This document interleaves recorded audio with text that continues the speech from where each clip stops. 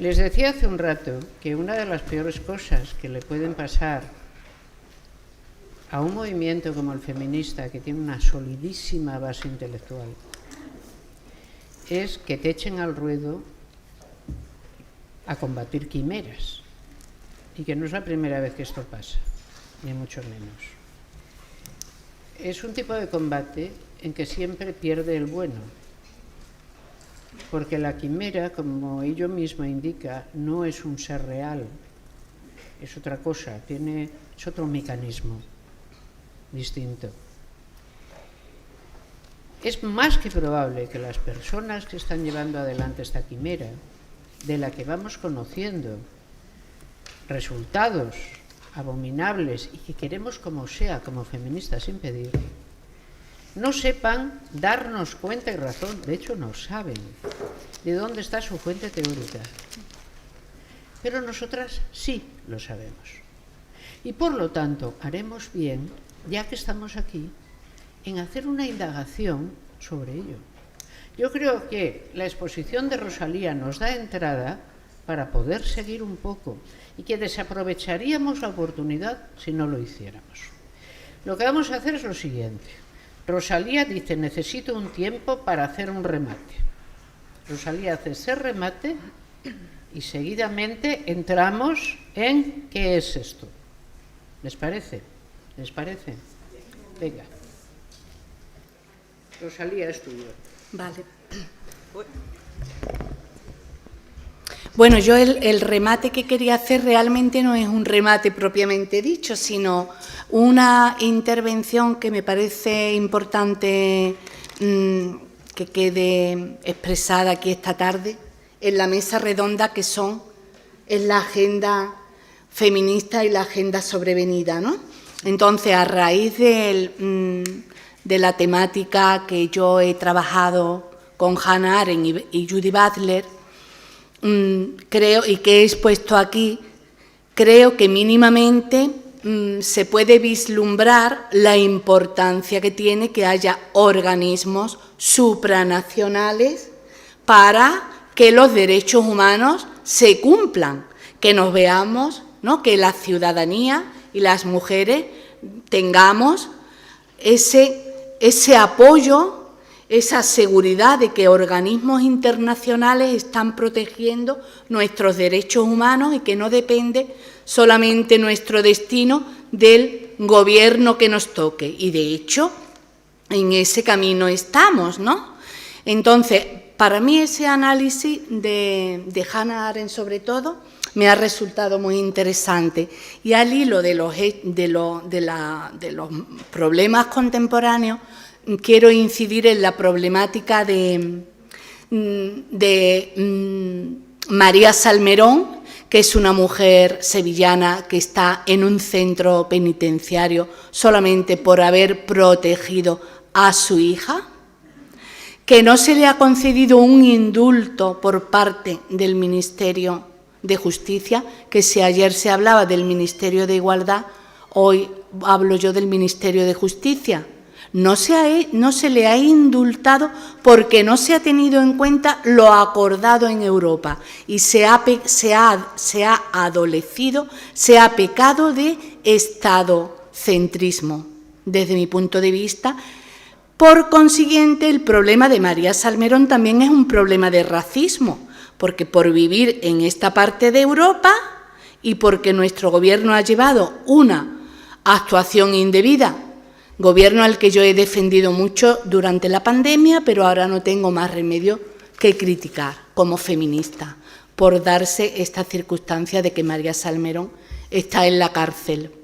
Entonces, a veces los hechos no son intencionales, pero resultan ser de una enorme gravedad, como en este caso es la violencia institucional que está cayendo sobre una mujer que ella a nivel personal ha conseguido su objetivo, que es proteger a su hija. Míriam Ruiz Salmerón es un fracaso o un pequeño fracaso del feminismo que tenemos que hablar con este gobierno, al que yo he defendido mucho y he votado, pero como feminista no me voy a callar, porque es lamentable en la situación que nos encontramos que una mujer que ha hecho múltiples denuncias, que esté en un centro penitenciario y su maltratador no haya pisado la cárcel, como dice la Asociación de Mujeres Juezas de España, que critican desde el punto de vista jurídico esta actuación del Gobierno, creo que tenemos que tenerlo en cuenta para nuestra agenda feminista. Es lo que quería decir.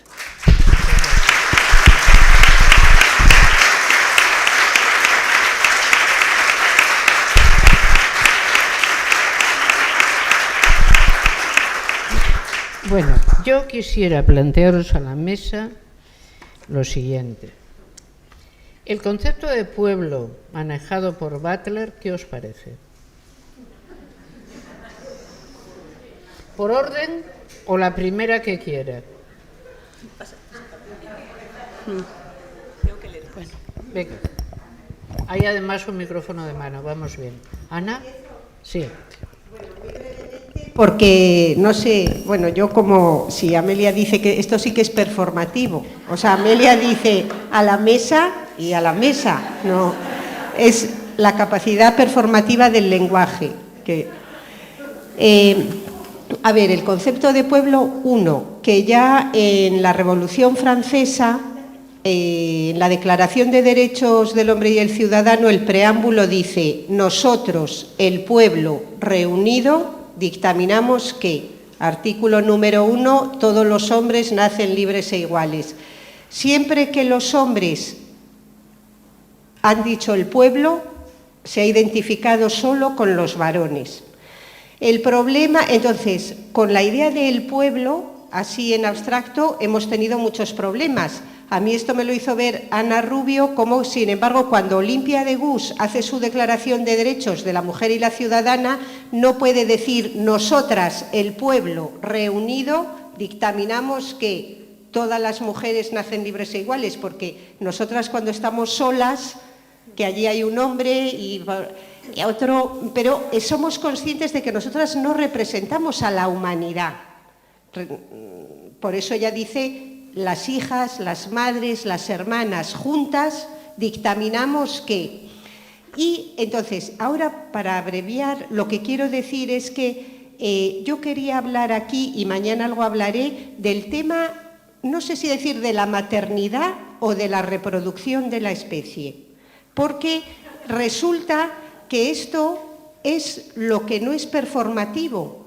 Cuando Butler habla del pueblo como este conjunto de las que llevan velo, las negras, las lesbianas, los queer, y mete a las mujeres parcializándolas, quitándonos el nosotras las mujeres tenemos un caso que presentar a la humanidad, un nuevo contrato social que queremos hacer.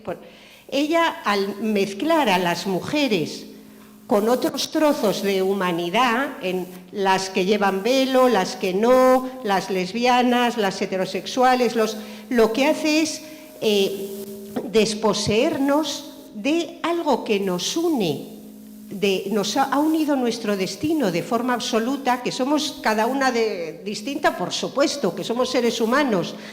Y yo cada vez que le doy más vueltas, y después de oír el tema del transhumanismo de la mano de Alicia Millares, el hecho de ser las reproductoras de la especie es lo que ha ocultado la filosofía. Toda la historia de la filosofía, cuando piensa el ser humano, nunca piensa el ser humano tiene que reproducirse, jamás.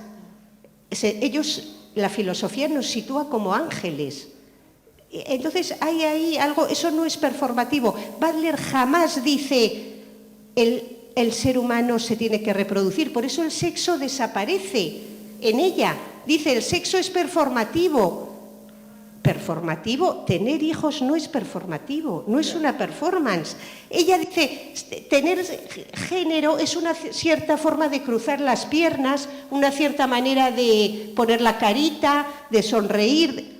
Los hijos han desaparecido en toda la filosofía del constructo.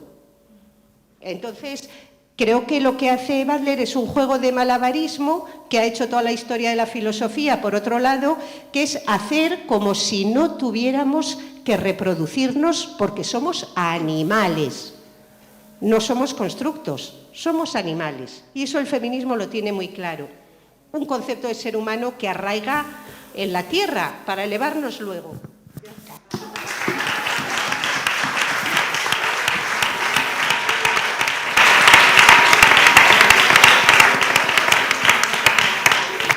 Nada, cojo el micrófono, pase. Pero nada, solamente y que Butler niega la categoría mujeres, con eso ya está dicho todo. Es decir, la niega. Y dice que la categoría mujeres se nos ha quedado pequeña y no refleja el mapa.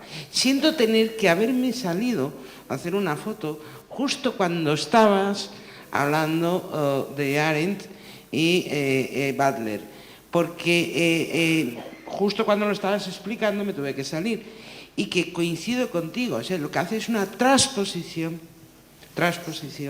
del judaísmo aplicado supuestamente al sexo, no al género, a la performatividad y tal. Y la afloración de esas minorías del derecho a tener derechos, cómo juega con ello, anulando los derechos del grupo social mayoritario, que es el de las mujeres. Es alucinante.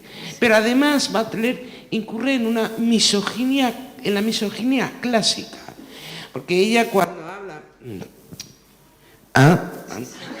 habla de la performatividad de género y que por lo tanto hay que jugar con una proliferación paródica, en un momento dado se le cuela la misoginia, porque dice, aún así, en el caso de que nos pongamos a emular la masculinidad o la feminidad, lo cierto es que el género espectacular es el femenino y por lo tanto quien haga esa simulación será siempre una performatividad más espectacular que quien simule la masculinidad. O sea, cae en el estereotipo. No estoy de acuerdo. Más, perdona. ¿Cómo que no? Bueno, decir, es así siempre.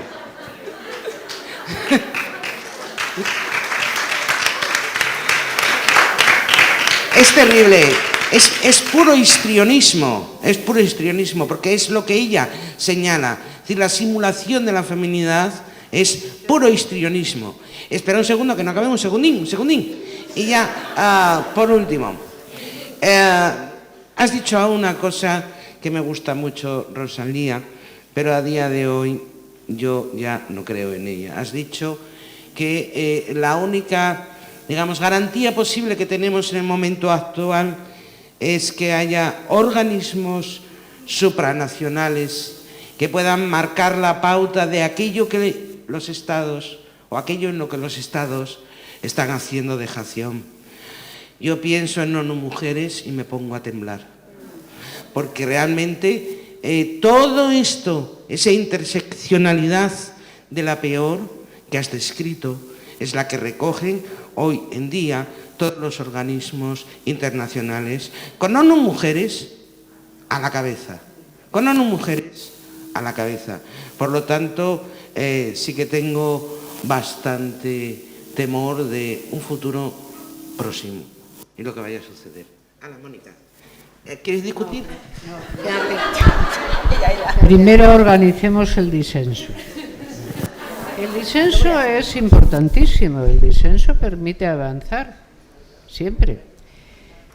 Yo no daría ese por uno de los errores que tienen manifiestamente muchos más de la doctrina queer, porque yo creo que es la única vez que dice algo que es medio verdad.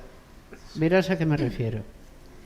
Ella, a veces la gente en filosofía siempre invoca un momento fundacional sobre el que construye su pensamiento. O sea, yo me di cuenta de algo cuando una vez pasó X. Y Butler es que nos cuenta su momento fundacional, si es que tuviera algún interés, en todo caso ya lo cuenta. Sí. ella está pasando por debajo de un college, uno de estos Alfa Pirro o lo que toque, tal, y alguien le dice desde una ventana, ¿qué eres, Torti? Y ella dice, uy, un momento, ¿cómo lo han sabido? A ver, un momento, esto tiene misterio. ¿Cómo se han dado cuenta? Y entonces empieza a elaborar todo un discurso, nada ajeno a la propia tradición de reproducción de pensamiento, donde ella se inscribe, por lo tanto bastante singular, sobre esto. Pero cuando digo que tiene razón en eso que tú denuncias como misoginia, yo creo que se ha dado cuenta de una cosa evidente. El sexo marcado es el sexo femenino. Y no hay dos géneros, solo hay uno. Cuando hablamos del generismo, la teoría del género y no sé qué, hemos llegado a hacer la tontería de decir que hay dos sexos y por lo tanto dos géneros. No, hay dos sexos y un género. El femenino. Pero... El otro no es un género. El otro es verdad. Cuidado. Es decir, la teoría patriarcal, stricto sensu, siempre te dice que la universalidad es varonil y lo femenino es característico, no es universal ni puede llegar a serlo. Es una merma de entidad que se compensa con una máxima de hiperrepresentación que jamás llegará a ser plenamente humana. Sí, pero... No vas a poder... Un segundo. Un segundo. Pero te olvidas que cuando marca el género espectacular que lo representa la feminidad, no son las mujeres, son las drag. Con lo cual, lo que está reforzando es la hipersexualización a la que nos llevamos refiriendo todo estos días y marcando ese estereotipo hipersexualizado que, por cierto, es lo que vemos aparecer de manera continua en las redes sociales. Es decir, una marca de feminidad que ya las mujeres no representamos. Para nada, porque es paródica. Porque es paródica. Bien. Vale. Entonces, solo esto y ya, por favor, seguimos. El asunto es, la teoría de Butler, lo que tiene más interesante, yo le concedo cierta gracia para fabricar cosas. Viene avalada por el momento. Y es la proliferación de identidades paródicas. Según ella, ¿dónde está el futuro? Bueno, pues realmente, como no hay sexo, porque esto es una cosa que no hay, como géneros hay infinitos géneros, porque todos los géneros son performance. ¿A qué hay que ir? A que proliferen y proliferan, como lo hacen las identidades paródicas. Esto es, todo lo que entendemos como identidad a día de hoy, en cualquier grupo, por ejemplo, o persona que diga tener una identidad, es una parodia de algo que fue identidad no se sabe cuándo. Es decir, lo que nos han llegado son como las últimas estribaciones de un glaciar que nos estuviera empujando una morrena, donde todos son identidades paródicas. No hay verdaderamente, pero el problema único es decirle, pero vamos a ver, un momento y tal. De la primera identidad, aquella que tuvo que ser parodiada, ¿sabemos algo? No podemos llegar a saberlo porque eso es como la pregunta sobre el huevo y la gallina, ¿no? O sea, toda identidad es un constructo, en consecuencia, las subsecuentes identidades son constructos sobre constructos que los convierten en parodias. Puede llegar a ser la pobre mucho más liosa, no pongan esa cara. O sea, el asunto es este. Entonces, ¿a qué mundo debemos conformarnos? A un mundo donde lo que hay que articular políticamente, si hubiera que articular algo. O de otra manera, ¿se puede hacer una teoría universal de la liberación a partir de estos supuestos? En absoluto. Porque no puedes construir el tipo de lo que antes se llamaba sujeto político que lo pudiera llevar a cabo, lo cual es sumamente posmoderno. La posmodernidad nos dice, ha desaparecido el sujeto político, ya no hay. Entonces, ¿qué hay? Sumatorios lábiles de voluntades lábiles. Eso es todo lo que va a haber de aquí hasta que el mundo acabe. Y ya está. Se han quedado emocionadas, lo veo. Puedes. Y sería maravilloso si nada más que fuera un juego teórico. Y podríamos estar disfrutando de ello muchísimo, porque es muy narrativo, muy creativo, es decir, da muchísimo juego si fuera nada más que una discusión teórica. El problema es que es el preámbulo de legislaciones de identidad de género. Y voy a poner solamente un ejemplo.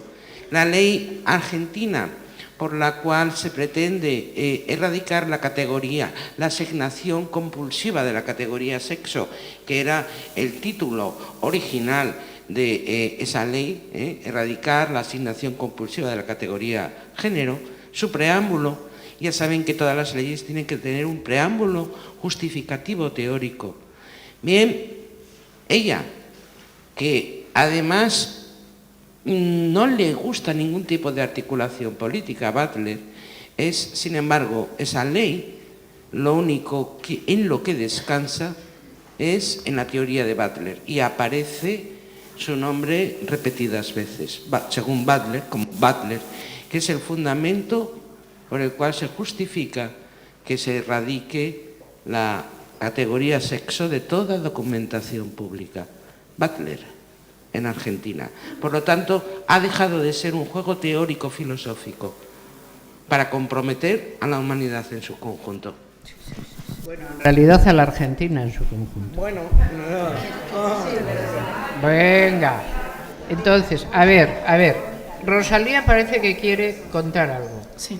Bueno, en principio, Alicia, responderte que cuando yo estaba defendiendo la utilidad de las instituciones supranacionales me estaba estaba analizando el caso de María Salmerón, recordando, no lo he explicado, pero por supuesto lo que yo tenía en mente era la Convención de Estambul y todo el proceso que se está llevando a cabo en Europa con la tipificación del delito violencia de género homologado con el delito de terrorismo, y todo lo que ello conlleva, que no se ha tenido en cuenta.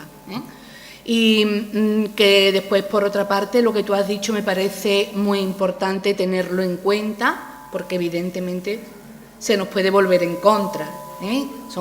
Hay muchos matices, ¿no? Y después, con respecto a la pregunta que tú nos has hecho, Amelia, yo lo que me parece importante señalar es el carácter teológico que tiene el concepto de pueblo de Judith Butler, porque ella dice, el pueblo son los no elegidos, y los no elegidos es una categoría que se opone a los elegidos, que en la obra que ella toma como referencia, que es la obra de Arendt, se refieren a los panmovimientos que he nombrado, pangermanismo y paneslavismo, que se consideraban a sí mismos pueblos elegidos. ¿Y por qué en ellos, germinó el antisemitismo? Porque entraron en competencia, puesto que el pueblo, la identidad más definitoria, ¿no?, el rasgo definitorio de la identidad judía es pueblo elegido, ¿no? Entonces ahí lo estoy explicando de una manera muy sumaria, pero decir que ella dice que el pueblo son los no elegidos para estar en el espacio de aparición del mundo público con pleno derecho. Y entonces, en este espacio, en este sujeto, engloba a todos los precarios, que son las personas queers, las mujeres, las personas transgénero, los pobres, los discapacitados, los apátridas y las minorías religiosas y raciales. Bueno, a mí esto me parece, sinceramente, este concepto de pueblo, una barbaridad. Tiene, por supuesto, un carácter teológico, al menos yo se lo veo, por lo que he argumentado, pero una barbaridad, porque aquí hay personas con intereses, o sea, colectivos sociales que tienen intereses muy distintos. Divergentes, exactamente. Exactamente, un cajón desastre. Y ella habla. Es un desastre de cajón. A ver, he puesto esta imagen porque, y termino con el, porque hay que dar palabras para que hablemos más de esto. A ver, y nos queda además Mónica, que no se ha expresado. El asunto, os traigo esto, que es una imagen antológica de una muy, muy famosa drag queen, porque Butler dice que para entender lo que es la feminidad, ella se fija en esto. Y tiene que ver con el efecto lo que está diciendo Ana, que si tú no crees que el sexo forma parte del recurso reproductivo de la propia especie, puedes creerte que todo es esto, e imaginar que puedes calcular la feminidad. Todas estamos de acuerdo en que la feminidad es una máscara. Si la feminidad no fuera una máscara, alguien no se la podría poner. Y evidentemente parte de las drag queens o incluso de los queers son muy capaces de performar lo que es la feminidad estereotipada. Luego eso quiere decir que la captan y la entienden. En este caso vamos un poco más allá, porque cada rasgo está lanzado al límite enfermizo más allá del hiperrealismo. Es una feminidad barroquizada. Vean, el cardado ya no es un cardado, es mucho más. Las pestañas postizas ya se han ido más allá de donde quepan. Los labios, imaginen, para resaltar los pómulos tenemos 2 colores de piel. Todo esto, ¿recuerdan ustedes una supuesta artista feminista cuyo nombre era Orlan? Orlan. También dicho Orlan, para acabar antes. No, si aquí esto de la memoria es lo que tiene. A ver, el asunto es Orlan. A ver si hay suerte y aparece. Orlan, artista. Imágenes. Esta es una mujer que dice que esto es arte feminista y que ha llegado a hacerse implantes en la frente de cuernos, porque como la feminidad consiste en inventarla, hay que fabricar nuevas imágenes de lo femenino. Los cuernos, esta, ¿la ven? Busca el éxito mediante este tipo de actuaciones que se puede permitir porque está casada con un señor muy rico que debe tener la misma salud conceptual que ella. A ver. Luego reconocen parte de esta estética en cantantes, en mujeres en el mundo del espectáculo, en varones en el mundo del espectáculo. No me digan que no, porque esta estética se ha popularizado hasta donde bien queramos mostrar. ¿Eh? A ver, no, es más que Cruella de Vil. Los cuernecitos aquí le queda ideal, ¿eh? Vamos a ver. Este chico que mediante muchísimas intervenciones, Michael Jackson, consigue volverse blanco. Esta otra señora que solía ponerse crucifijos encima, es que a mí los nombres de esta gente se me olvidan. Madonna, etcétera. Si uno vive en la cultura americana y estas son las imágenes, uno no está diciendo que en realidad la feminidad es una performance. Está diciendo algo más, es que esta sobrerepresentación es realmente lo femenino. Y no es capaz de ver que en las mujeres reales, al contrario, Lo que han hecho a lo largo de todo el siglo, desde la Segunda Guerra, una vez acabada, es perder las características supuestamente femeninas. Es decir, que todas estas características solo se mantienen en el espectáculo. En la vida real, narices. Entonces, aquí estamos ante una gente que realmente no distingue el espectáculo de la vida. Tenemos un problema, miren, de verdad, pero con esta gente es la que tiene el problema. De momento, sigamos en la sensatez, que es el lugar natural. Por eso la capacidad de análisis es tan importante. No solo la capacidad vindicativa o retórica, no, veamos qué hay. Mónica, ¿te crees que te vas a librar? Pero no. ¿Qué digo yo aquí? Lo que bien... Venga, Mónica. Pues, ¿qué puedo decir yo de todo esto? Reflexionaba un poco con la imagen anterior. Mónica, Sí, cuando una mujer se viste para prostituirse, ¿de qué se viste? de lo que quiere el hombre. Más todavía. Estos vestuarios, otros un poco más rebajados, estos darían un poco de yuyu, ¿no son los que se usan? A ver, no, es que sobre esto hay clases e importa. No reduzcamos toda la prostitución a un mismo tipo. Es posible que, como bien nos ha contado Mónica hoy, la intención y se fragmente y exista en el mismo curso de interpretación, pero, por ejemplo, a mí me extrañó horrores una vez que, estudiando el Barrio Rojo, resulta que la mayor parte de las prostitutas habían tomado a las drags como modelo. Es decir, las drags se han transformado en modelo de feminidad, cuidado. Pero la que tenía más éxito y cobraba más era la que parecía una señora bien de toda la vida. Y esto me dejó fascinada. Porque siempre se quiere dominar, ¿pero a qué? Porque si lo que se te presenta es una performance, ¿qué estás dominando? No sé.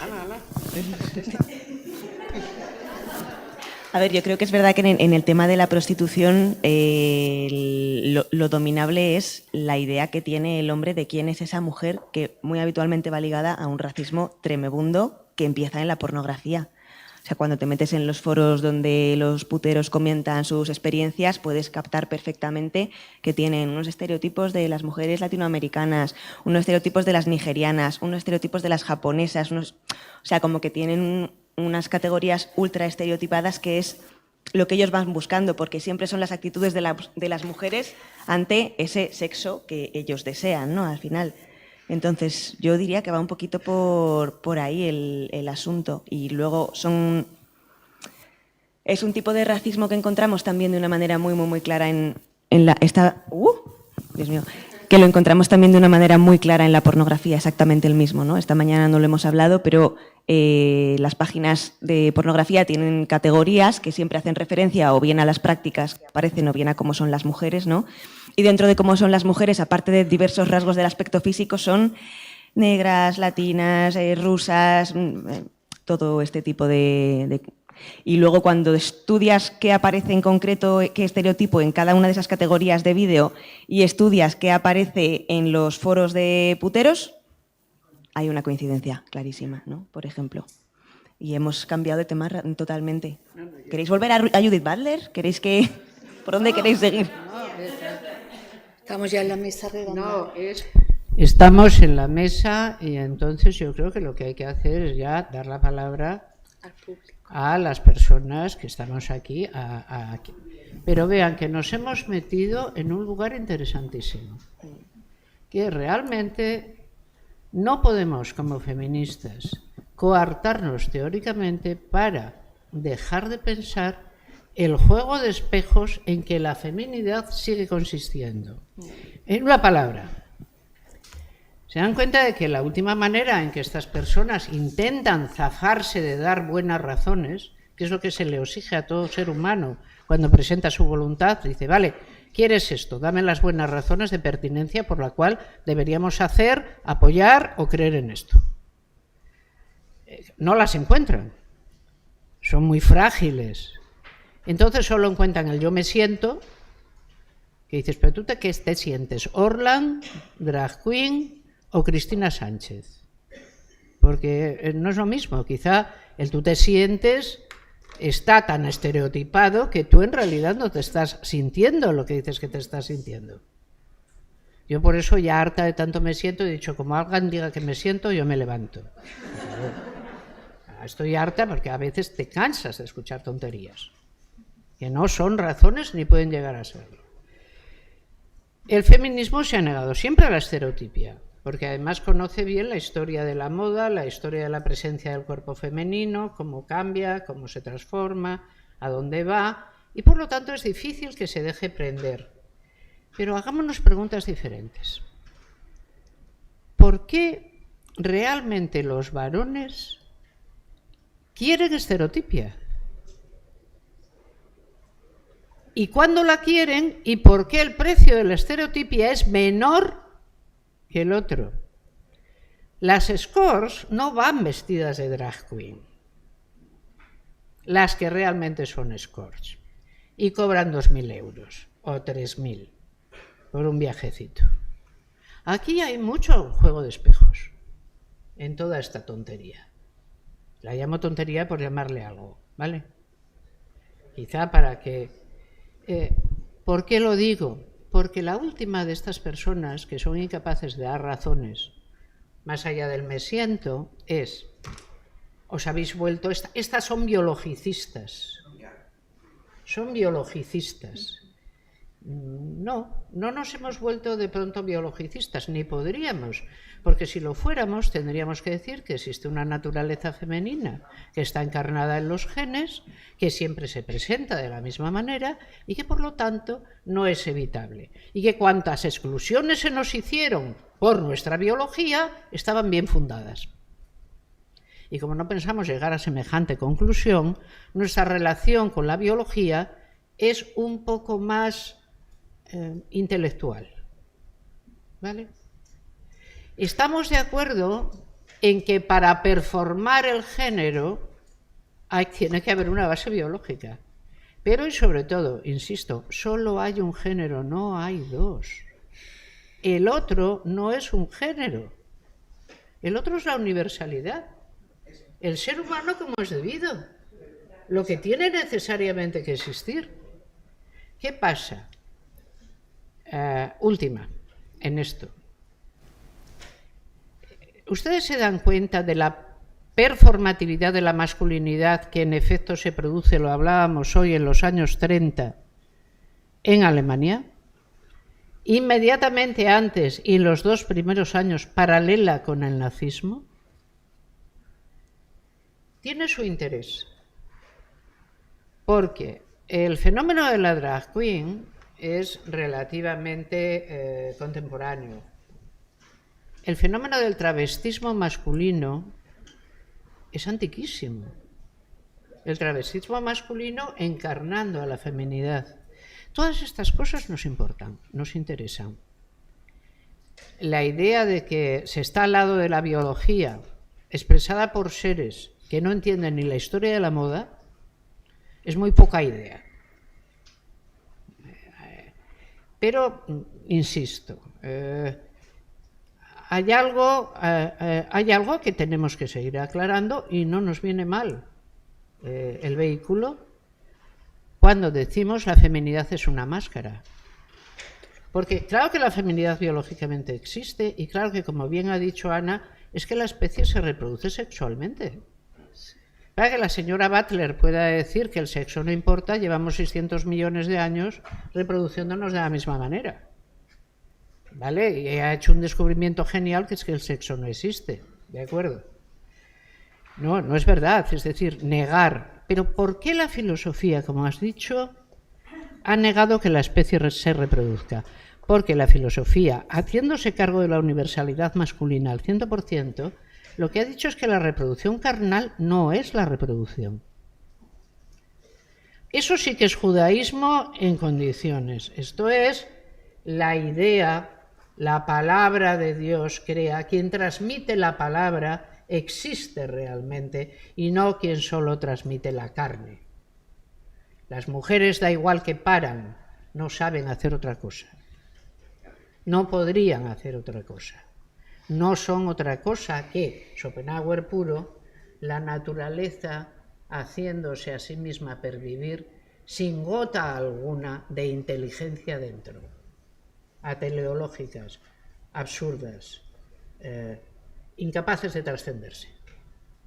Es decir, que la misoginia es esto.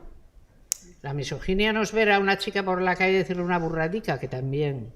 Pero esa debe ser la misoginia provinciana. La de verdad es tener claro cuál es el esquema de los sexos y atribuir a uno la trascendencia y a otra la inmanencia. Beauvoir pura y dura. Y ahora les toca.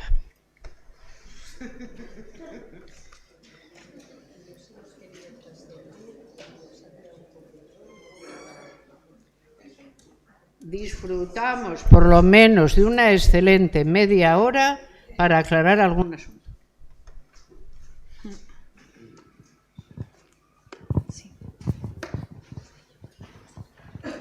Voy a hacer un par de preguntas que están en YouTube. Una va dirigida a Amelia Valcárcel. Dice, si el a priori epistémico para Judith Butler es el judaísmo, si nos puedes explicar en qué consiste tal a priori y cómo influye en el fenómeno queer. Lo acabo de hacer, pero bueno, seguiré. No es un a priori epistémico, es una costumbre epistémica, es distinto. Cuando tú te has educado en una determinada tradición, has encontrado cómo se dan sus principales pasos de Butler, de baile Butler.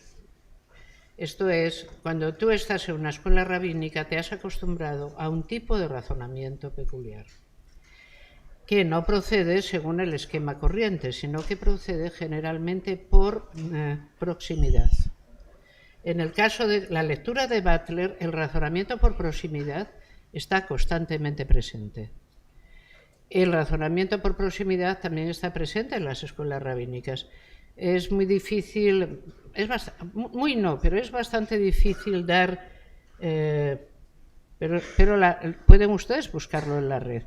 Busquen simplemente cosas como respuestas de los rabinos a cualquier cuestión que una persona les presente como una cuestión en la que le tienen que ayudar a resolver. Por ejemplo, rabino, mi mujer ha pasado muy mala temporada y tal, ¿puedo o no reclamarle o tengo que...? Y entonces se verá aparecer un razonamiento que nunca es ilogístico. Es muy notable, pero no es silogístico. Es un razonamiento por proximidad. Así como el rabino A dijo y el otro dijo y el otro dijo, en esto se deben seguir y nunca te aparece ni el enunciado principal universal, ni el término medio, ni la conclusión. O por lo menos en los estudios que yo he hecho esto es sistemático. Supongo que solo me faltaban a los rabinos de enemigos, pero... es decir, que solo me faltaban, pero es que yo... Y tengo gran aprecio a, por ejemplo, muchísimas personas, incluso tengo alguna amiga rabina. Sí, las hay. Y no por ello dejan de utilizar este tipo de razonamiento. Tenemos que tener en cuenta siempre que nosotras y nosotros somos producto de dos fuentes, la fuente griega y la fuente judía. Están entrelazadas en nuestra tradición de un modo completo. Y sabemos hacer las dos cosas. Es decir, sabemos portarnos como herencia y progenie de Aristóteles y como herencia y progenie de la Biblia y los santos evangelios, que vienen justamente del lado de enfrente. Si creemos que no conocemos ese tipo de razonamiento, nos equivocamos, porque está inscrito dentro de todo el razonamiento religioso. Lo que pasa es que el razonamiento religioso europeo tuvo una novedad, que fue el racionalismo aristotélico del siglo XIII, que lo cambió. Sin embargo, sobre eso se volvió la Reforma protestante diciendo es más importante el texto que el razonamiento. Es decir, aquí hay constantes vueltas, torsiones y retorsiones. A veces yo me pregunto, ¿no le resultarán a alguna gente fascinantes algún tipo de textos? No me refiero a los de Butler, que también, los de Levinas, los maestros de Butler. Precisamente porque no los entienden. Es decir, porque no los siguen. Son como un tobogán por el que se deslizan, pero no los van viendo. Y en el caso de, por ejemplo, de Levinas, esto es más que evidente, ¿no? Te lleva, pero hay muchos más filósofos rabinos que no son rabinos de primera intención en el siglo XX, magníficos. Y Butler sigue su formación y les sigue a ellos. Son realmente, si les buscas, ¿cuál es su formación filosófica? Pues es Levinas, por ejemplo. Cierro y termino, porque veo que esto es un poco complicadillo, ¿vale? Es un poco complicadillo. ¿Qué es un razonamiento por contigüidad o analogía? El razonamiento de Sigmund Freud, por ejemplo, es un razonamiento por analogía constantemente. Es decir, las exposiciones en que tú pones universalidad y sacas conclusiones también están, pero las intuiciones primeras serán analogías, serán un así como cuando, entonces así como aquí. Y ese razonamiento es fascinante, el mismo, y lo conocemos bien. Otra cosa es que lo identifiquemos. Como la pregunta era tan específica, me vengo obligada a contestar tan específicamente. Yo no voy a decir que Butler tenga la misma influencia que tuvo Freud. El día que nos deshagamos de Freud todavía no ha llegado.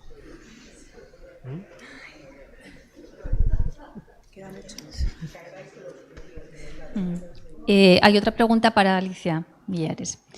Dice, ¿cómo está influyendo la Agenda 2030 en la entrada de políticas públicas en el Estado español y en otros estados basadas en el transhumanismo?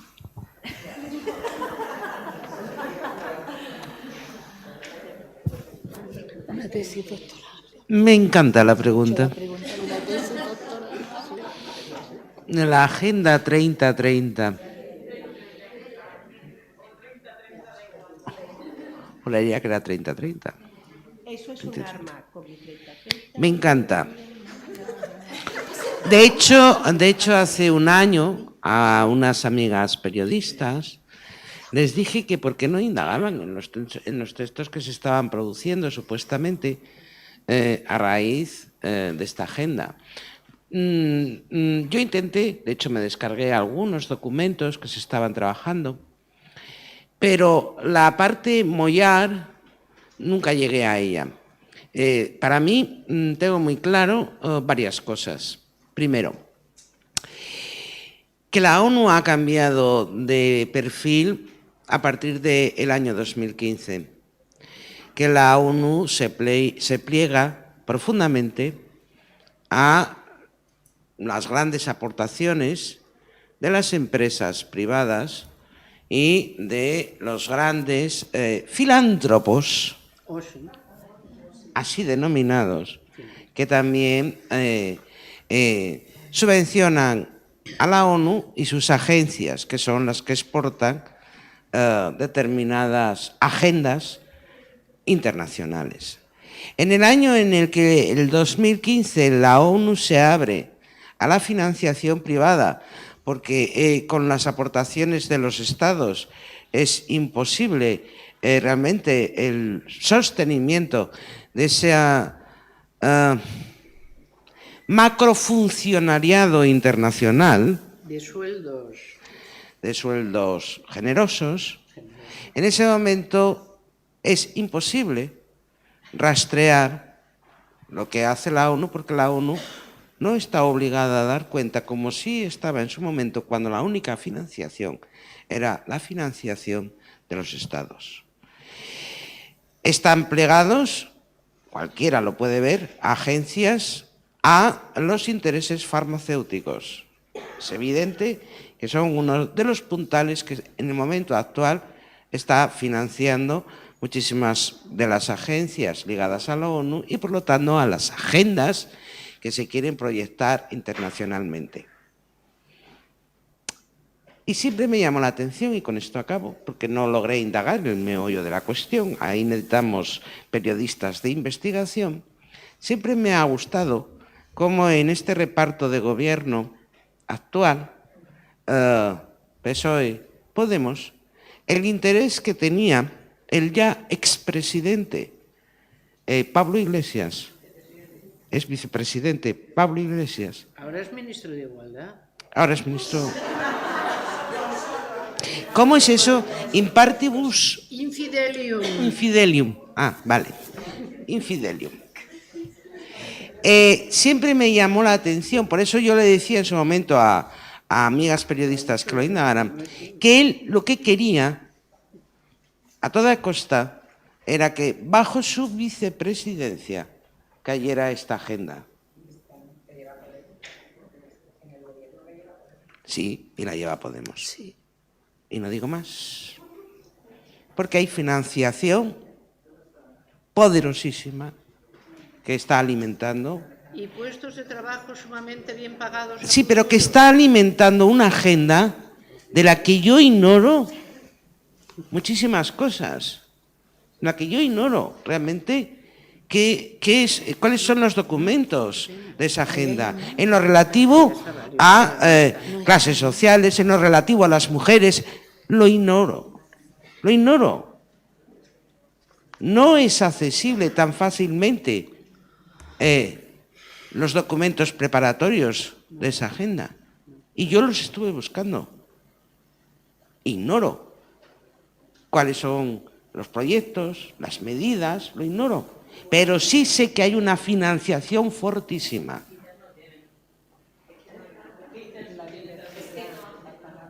¿Tú crees?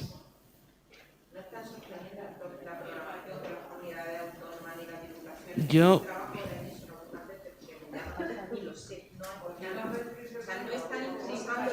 Espera un momentín, María. Bueno, a ver, porque ocasionalmente la Diputación de Granada me ha llamado a colaborar con el tema del desarrollo de la Agenda 2030 y no están haciendo nada.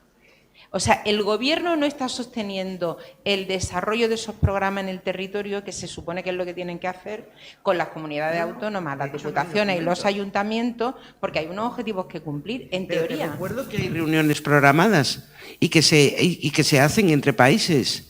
Sí, pero cuidado. yo digo que no llega al territorio, lo único que estoy Ya, diciendo. por lo tanto, ¿qué está pasando con esa agenda? Ah, claro, yo opino... ¿Y de qué va esa agenda?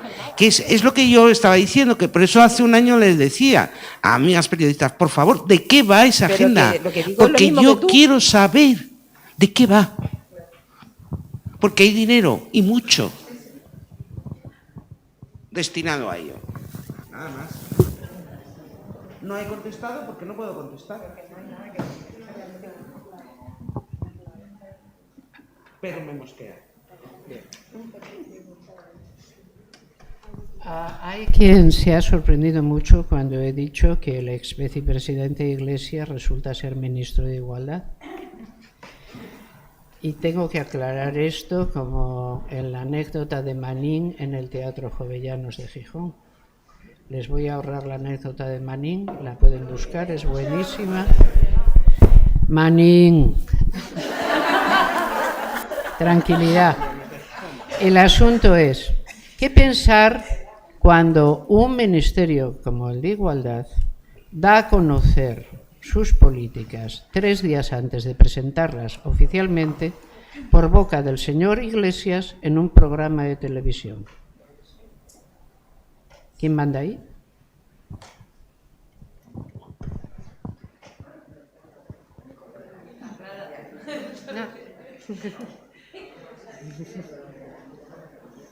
Está quedando como una mesa de puntos suspensivos todo el rato. Se puede esperar de 5 filósofos.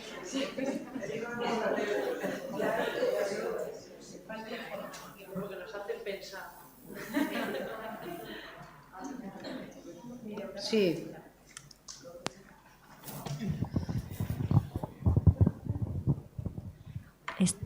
os quería hacer la pregunta de si hay algún tipo de comunicación con, lo desconozco, con otras feministas de vuestro nivel a nivel internacional. ¿Tenéis contacto? Es decir, perdonad la pregunta naif, pero ¿es posible? ¿Hay contacto, hay red con otras personas, exacto, ya lo he dicho una vez, a vuestro nivel, en otros países, para hacer una contra a este imperio?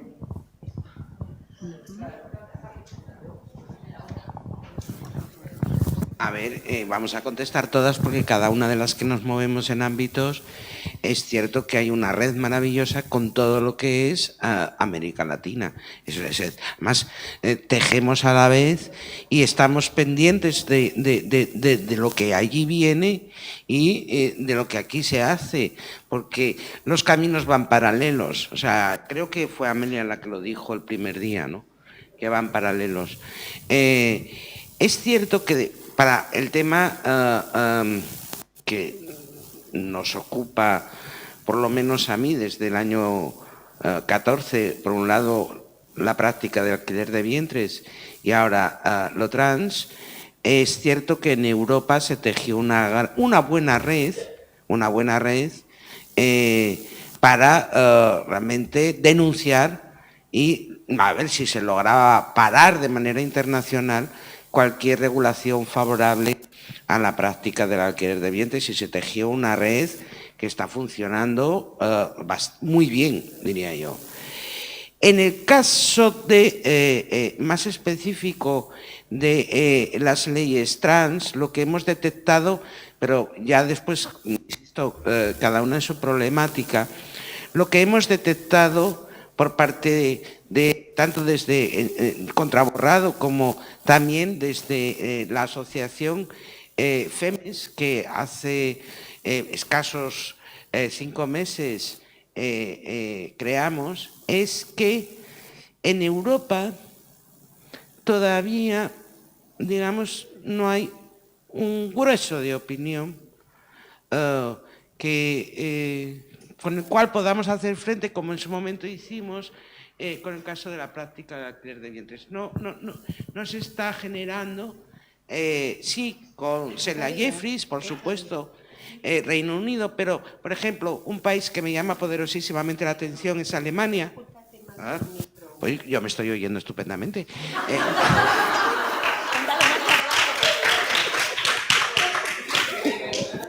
Te van a acusar de solipsismo.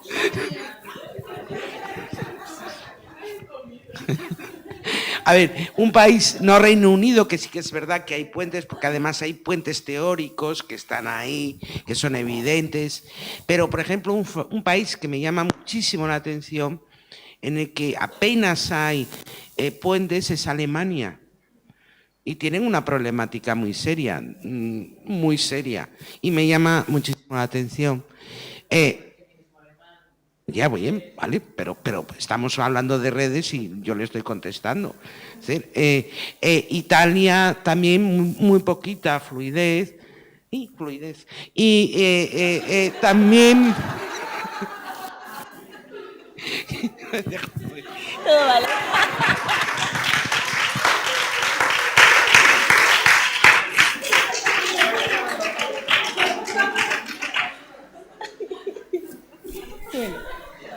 Pues nada, fluidez. Vale, yo en concreto...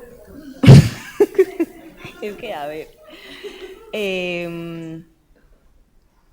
he tenido varias experiencias y que sí que he podido contactar con otras feministas de otros sitios, pero de un nivel tipo Sheila Jeffries, por ejemplo, ¿no? Ahí sí que he tenido la suerte de poder contactar con ella. Luego hay otras organizaciones que también funcionan de esta manera, por ejemplo la Women's Declaration International, no sé si te suena, pero hacen unos seminarios online muy chulos y reúnen a feministas y teóricas de muchísimos ámbitos y países diferentes, está súper interesante, se puede ver online, ¿no? O sea, si lo preguntas por este tipo de cosas, de cómo entrar en contacto, ahí, por ejemplo, después de las reuniones, además, hacen como grupos de trabajo en distintas salas, entonces tú puedes irte al grupo de trabajo del que quieras hablar y está bastante guay para echar ahí la tarde y tener un poco... Se aprovecha mucho para preguntar cómo están distintas situaciones que nos preocupan como feministas en otros países, ¿no? Y hay un montón de cocazos ahí metidos tremendos.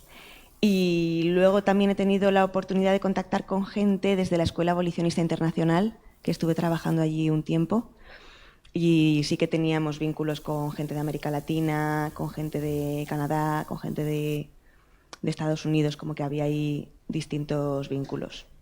Y para abordar pornografía, pues más específicos. Y para abordar pornografía, claro, ahí, por ejemplo, sí que contacté con gente porque me invitaron a un acto del grupo de izquierdas del Parlamento Europeo, que es lo más lejos que he ido a hablar, fue una experiencia así como muy loca. Y claro, ahí contacté con una abogada francesa, por ejemplo, que está llevando casos de denuncia a Pornhub, por ejemplo, ahora mismo, ha llevado ya varios. Y bueno, también conseguí contactar con Gail Dines, que pues, también nos tiene que sonar, no si nos suena, os tiene que sonar en algún momento. Gail Dines, ¿vale? La autora de Portland. Y algunas mujeres así que estaban más implicadas en la pornografía, pero no hay una gran red, Nos reunimos también desde la Escuela Abolicionista con el Parlamento de Canadá, si no recuerdo mal, porque tienen la sede de MindGeek allí. Y hubo como una especie de reuniones en las que se hacía presión para que se hicieran cargo de lo que estaba pasando, ¿no? Pero ahí quedó la cosa. Ahí quedó. Bueno, después también existe la Alianza contra el Borrado de las Mujeres, que trata el tema, lo conoces, ¿no? Aborda el tema de la cuestión del sexo, ¿no? Biológico, en contra de la negación del sexo biológico, está esta alianza, la conocéis, ¿no? Y después también está, que se puede encontrar en Internet y contactar perfectamente. Después también existe la Asociación Internacional de Mujeres Filósofas, que el año próximo va a tener un congreso en Buenos Aires, en Argentina, y que se tratan, seguro, no me cabe la menor duda, que se van a tratar temáticas de las que esta tarde se han puesto aquí sobre el tapete, ¿no? Sin lugar a dudas, y también, claro, tenemos redes, digamos, redes parciales, me estoy inventando el término, pero me entendéis lo que quiero decir, en el sentido de que nos conocemos, las que pensamos, tenemos coincidencia en determinados análisis y contamos unas con las otras en ese sentido, ¿no? De todas maneras, yo creo que estamos asistiendo a un mundo nuevo, por decirlo de alguna manera, ¿no? Y estamos como en periodo de gestación todavía, ¿no? Con respecto a toda... Pero, bueno, a ver, la parte buena, quizá, de toda esta pandemia terrible fue precisamente que se afianzó a través de los Zoom, una conexión con otros países, o sea, agilizó. Y ahora realmente las conferencias con América, con México, las haces muy continuamente, ¿sí? Que realmente en ese sentido yo creo que las redes se tejen más rápido que hace 10 años. Y que en ese sentido tienen trascendencia. Yo solamente me quería referir a Europa y a los vacíos y huecos que veo dentro de Europa. Nada más en lo relativo a la dificultad, en lo relativo a lo trans, no en lo otro, por supuesto. Yo quería preguntar una cosa que me ha quedado pendiente esta mañana y que aprovechando, que es... Hablando de poshumanismo, me parece que el marco de interpretación que tenemos que usar si queremos entender todo este paisaje de conceptos y prácticas que estamos viendo es el marco de la emergencia del poshumanismo. Y tú esta mañana, creo, Alicia, citaste a Donna Haraway. Y conviene, no crean ustedes ni llegan a creer que Judith Butler es la única que siembra ideas confusas. No, hay más gente en lo mismo, hay bastante más gente. Y dado que esto es un seminario de estudio, no estaría de más que habláramos un poco, ya que tenemos esa oportunidad, del caso de Donna Haraway. Y como me quedé con ganas de preguntarte esta mañana, Alicia, bueno, y Ana, aprovechando que estáis aquí. Ana, bueno, Ana, mejor Ana, sí. Que Ana coge el relevo, sí. No lo voy a coger porque Donna Haraway, mira que lo que puedo decir es que a Celia Amorós le interesó mucho. En la obra Mujeres e Imaginarios de la Globalización, que es una obra extraordinaria, porque ahí Celia Amorós es de las últimas que escribe, en 2008 creo, y es donde ella empieza a intuir que nos encontramos ante que las mujeres hemos llegado muy lejos y que hay una crisis de legitimación patriarcal muy fuerte, en tanto que nosotras hemos ido con un discurso pues impecable, reivindicando nuestro lugar en la humanidad, incluso diciendo queremos un nuevo contrato social, vamos a ponernos enfrente y a cambiar el rumbo de la humanidad. Y ante esa crisis de legitimación patriarcal, ella comienza a ver trozos de rearme de una nueva forma de legitimación que sea capaz de neutralizar de una manera como lo ha hecho. Como dice Montse Boix, creíamos que íbamos a hackear, que estábamos hackeando el patriarcado y nos han hackeado a nosotras, pero así. Y en ese momento estamos, pero en 2008, aunque ella lo que ve, por ejemplo, analiza en un capítulo los crímenes de Ciudad de Juárez, sí, como una vuelta sadiana en que el reparto de mujeres y el reparto del acceso a las mujeres lo hemos puesto en cuestión cuando el patriarcado de alguna forma es eso, una forma de repartir de forma racional, ordenada y lógica el acceso al cuerpo de las mujeres para la reproducción de la genealogía, que es de ellos, de su apellido, para los cuidados y el acceso al placer sexual. Es que damos de todo. Tenemos tantas facilidades como y bueno, entonces se fija en Donna Haraway, cuando Donna Haraway la pregunta que mantiene que el feminismo tiene que hacer nuevas alianzas con los movimientos sociales y a ver cómo configurar esas alianzas, que bueno, que es de lo que voy a hablar mañana un poco. Y te digo que yo a Donna Haraway, como nunca le he visto el atractivo, pero sí me puedo decir que Celia se lo vio y yo eso nunca lo he comprendido, porque la he leído ella a través de lo que Celia Amorós cuenta de ella y no, o sea, el cyborg,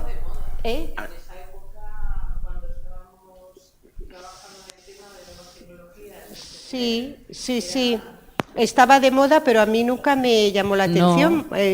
Yo no logré entenderla. Yo estaba mucho... Sí, pero el cyborg dice, el cyborg es un hecho y debemos apoyarlo, debemos ir hacia el sujeto que es mitad artefacto, tú lo has dicho esta mañana, mitad humana. Mitad máquina, mitad humano, que además en la propuesta de Haraway, el cyborg representa la liberación. Y de nuevo, por eso la conexión con el transhumanismo, sí, la liberación de nuestra dependencia biológica gracias a la tecnología. Para Haraway, por ejemplo, el cyborg, y esto es una frase de ella, el cyborg, según ella, no es ni varón ni mujer, es una criatura en un mundo posgenérico. Hasta ahí vamos bien. Ahora bien, el cyborg, según Haraway, se construye por la apropiación de cada una de las partes de varón y mujer. Pero de hecho, fijaros la cita, la propia Haraway afirmará que esa apropiación, la apropiación que lleva a cabo el cyborg, se lleva a cabo, y cito textualmente, manifiestamente sobre las mujeres. O sea que el cyborg, cuando se convierte en hombre-máquina, toma los dos modelos, varón-mujer, pero de nuevo es el de la mujer en el que más, y sobre el cual hay que apropiarse. En fin, Haraway, al igual que Butler y demás, dice que el cyborg es un sujeto revolucionario, ya que superan las categorías de sexo, raza y clase, o cualesquiera otras identidades sustanciales. De hecho, el cyborg, y de nuevo por eso la conexión con todo lo que tiene que ver con el transhumanismo, funda su identidad, otra vez el rollo identitario, en el cuidado de sí o la imperiosa necesidad, y palabras textuales de Haraway, de hacerse a sí mismo. Es decir, es todo el rato sobre lo mismo. Y a esta propuesta de Haraway, ya que lo ha sacado Amelia, hay que añadir la propuesta de Braidotti, de una subjetividad poshumana.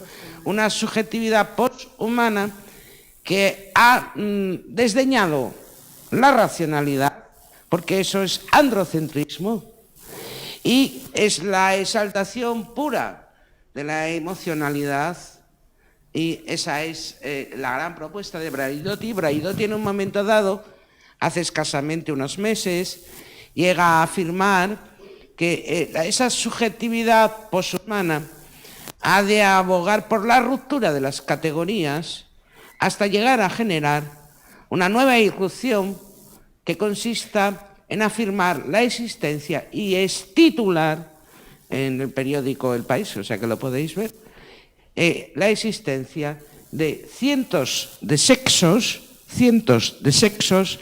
y miles de géneros. La propuesta de la subjetividad poshumana de Braidotti es realmente lo que yo identifico como lo que subyace en la definición de identidad de género, esa vivencia sentida profundamente, papatín, patatán, tututum. La vivencia sentida profundamente tiene un carácter solipsista. No, en filosofía el solipsismo es algo que hemos considerado. La filosofía tiene tópicos propios que tiene que estudiar y repasar continuamente. El relativismo es uno de ellos, que está muy implicado en todo lo que decimos, y el solipsismo es un tópico epistemológico de primer orden. Esto es, incluso para aquellas de ustedes y aquellos a los cuales la filosofía no les resulte muy familiar, tengan en cuenta que todo lo que vemos, sentimos o creemos conocer es exclusivamente una ideación en nuestra mente. Esto es especialmente malo si uno se lo explica a una finlandesa. Una finlandesa que no tenga particulares habilidades y dice, ¿cómo va a ser así? Me responde, ¿cómo va a ser así? Eso es imposible, la realidad existe. No, la realidad es, Rosalía, ¿tú sientes que yo te estoy presionando el brazo? Sí. Lo único que tú tienes es que sientes que yo te estoy presionando el brazo. Es decir, somos percepciones y apercepciones. Y por lo tanto, el nivel de realidad que tengan depende del consenso general categorial en términos kantianos que estemos dando a la realidad, la cual no es más que de alguna manera un constructo espacio-temporal montado por un mecanismo antes no conocido, que es la razón, encarnado en cada uno de nosotros más o menos. Es que es así, os puede dar un pasmo, pero es así. Entonces, el asunto es... Venga, un poco.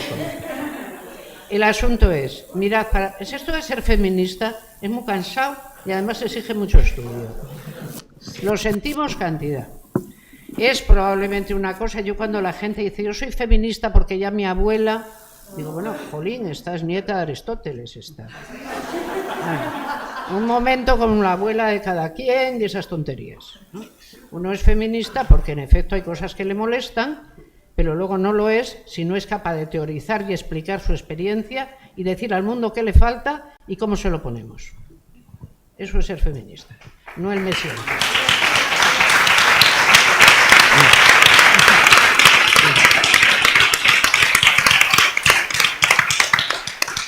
Sigo brevemente. El solipsismo es un problema porque es esto, pero vamos a ver. Lo que yo realmente, mi mente, como está, ¿quién realmente solo la conoce excepto yo? Solo el color blanco de este papel, ¿estamos viendo todas y todos el mismo? O quizá estamos de acuerdo en el término, pero lo que cada quien esté viendo, solo lo ve cada quien. Hay un elemento irreductible en nuestro conocimiento que solo está dentro y que además es inefable, esto es, no se puede verbalizar porque es experiencia pura y dura, intransferible. Esta es la posición solipsista. Yo solo sé lo que realmente traigo dentro. ¿Qué dice la ley esta? Por favor, si es una definición del solipsismo entera y verdadera. Es la creencia íntima que tiene alguien de a qué sexo o género o lo que sea pertenece. ¿Y eso en qué se distingue de qué color veo yo esto? El problema es, tú no puedes meter malos conceptos en las leyes. Porque si son malos, las leyes se usarán para otra cosa. Que a lo mejor le dices que es blanco. A lo mejor. A lo mejor. Quiero decir, no, es un problema, y claro, queda un poco raro porque puede decirse que nos dijeron cómo era, va a ser terrible, porque es, primero nos dijéramos que eran actrices del género, luego que éramos fresadores de pollos, ¿no se acuerdan de lo de fresadores de pollos? No, hace 4 años es un momento que yo adoro. No. Sexadores fue lo que dijimos. El asunto fue, vamos a ver, el sexo en los mamíferos no es tan difícil de ver como en las aves, pongamos por caso, porque las aves tienen el sexo, exactamente en el mecanismo excretor. Hay que mirar, y por eso existe una profesión bastante extravagante, pero muy necesaria, llamada sexadores de pollos. Es decir, son unas personas que saben decir macho, hembra, macho, hembra. ¿Por qué? Los pobres machos se los cepillan todos y a las hembras las guardamos para que pongan huevos. La cosa es así de dura. Entonces hay sexadores de pollos. Pero como las personas que nos escuchaban no estaban muy vinculadas a la cría aviar, decidieron que les habíamos llamado fresadores de pollos. Y todavía a día de hoy se quejan de que las TERFs decimos que son fresadores de pollos. Y eso debe ser que les ponemos fresas a los pollos, o yo qué sé, que ellos hagan normalmente en su vida diaria. Entonces, el equívoco siempre es posible, pero nosotras no nos podemos equivocar. Porque si realmente pensamos que el feminismo es un humanismo y que está implicado en poder llevar a mejor término una civilización feminista, y que y no las locuras cyborgs ni poshumanistas ni su tía, es el buen futuro que queremos para la humanidad, tenemos que aprender a argumentarlo bastante bien y tenemos que saber que el panorama tiene bastante gente que no está de nuestra parte. Y eso es todo. Efectivamente, así es, a mí. En vista de lo cual, y puesto que no dicen nada, las convoco para mañana a las 9:30. ¿O no?